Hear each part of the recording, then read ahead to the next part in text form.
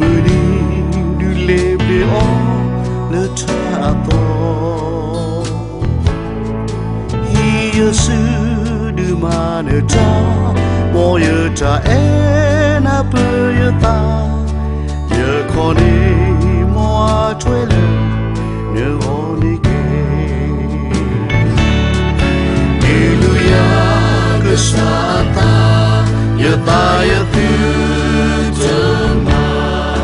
ye be ta jeme ba yeta ye ba lo ye ne ko ti le kwe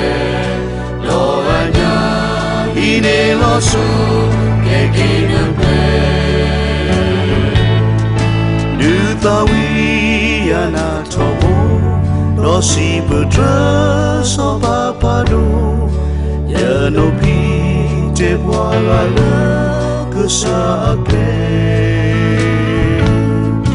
ya ta tu ta to te pa ke le mo a ke le ne ta ya ta ku da sa me o pe da de ta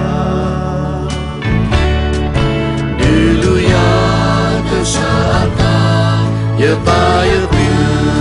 jema ye me ye ne ta te me ba ye ta ye ba lo ye le ko ti le pue lo anya i de lo so e ke ne pe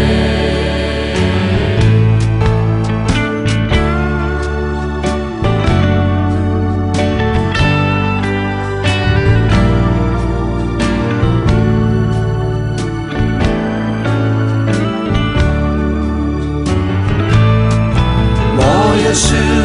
ke maneta lo moye ko ke pone pe moye me ke ti no ma ye pe ke te le ta so ke morota sita ke to ko se ke to ni ro na ri ke le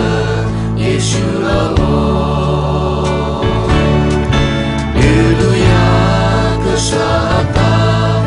ta ye tu jema ye be ye ne ta te me ba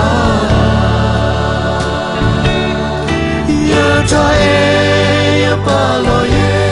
ne ko ti le pue lo la nya i ne lo so